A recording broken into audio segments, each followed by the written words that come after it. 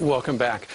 The Iowa caucus is coming down to the wire last night with Mitt Romney edging out Rick Santorum for first place by 8 votes. But another major story that hasn't gone unnoticed is the strong third-place showing by Texas Congressman Ron Paul. And joining us now this morning with his take on how he did last night is Texas Congressman and Republican presidential candidate Ron Paul. Good morning to you, Congressman. Good morning. Nice to be with you. I saw that you were in a very upbeat mood during your speech last night with your son and family standing behind you. People predicted that you would be in the top 3, and you ended up being 3rd. Are you disappointed you weren't 1st or 2nd? Of course, everybody likes to get, come out on top, but I don't think we can be real disappointed. Certainly, with that crowd and the enthusiasm of the supporters and the volunteers, and how much enthusiasm is with all those young people. So, no, I can't be disappointed with that. But it also means that we have a lot of work to do, and we have to continue to build. But I thought the results were very good. We did very well with independent voters, and everybody knew we would do very well with people who were between 18 and 30. So that came through. But the other thing I thought was very interesting is it is true that when you look at my votes, about half of them were considered very conservative, but the other half were considered moderate.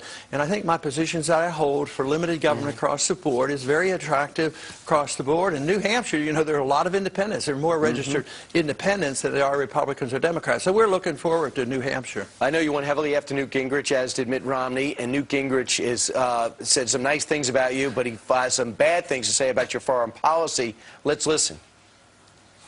We also have to understand, and this will be a major debate with Congressman Paul, who's had a very good night, and I congratulate him on having done very well. But the fact is, his views on foreign policy, I think, are stunningly dangerous for the survival of the United States. And your reaction? Well, he should read the Constitution to find out what we're supposed to be. We're not supposed to be the policemen of the world. We're not supposed to start preemptive war and go in and occupy countries. Why don't we look to George Bush's advice? He ran in 2001 by saying we should have a humble foreign policy. We shouldn't be the policemen of the world. We shouldn't be in nation building. So he's taken on George Bush. He's taken on the founders of this country. He's taken on Robert Taft. He's taken on President Eisenhower, who warned us about bankrupting this country and kowtowing to the military-industrial complex while undermining our national defense. What other foreign policy expert agrees with you?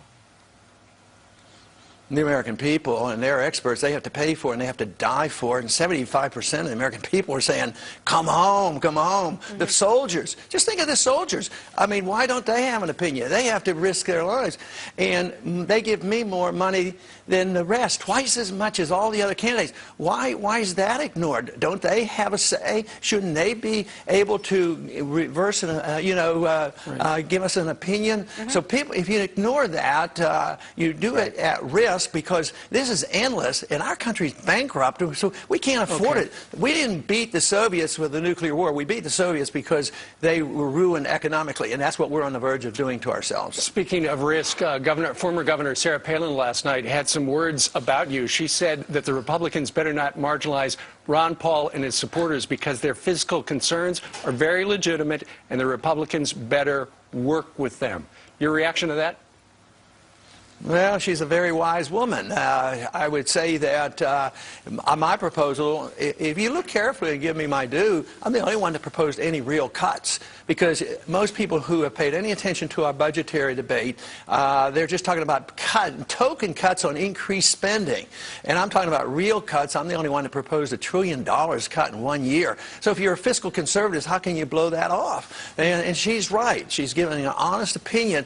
That is the big issue. The debt is the big issue right now, and it's not just welfare spending here at home, it's across the board. It also includes all the spending overseas that people are sick and tired of. That's the easiest place to cut, overseas spending, and take care of the people who have become dependent on the government here at home. Do you think Governor Rick Perry and Michelle Bachmann should drop out?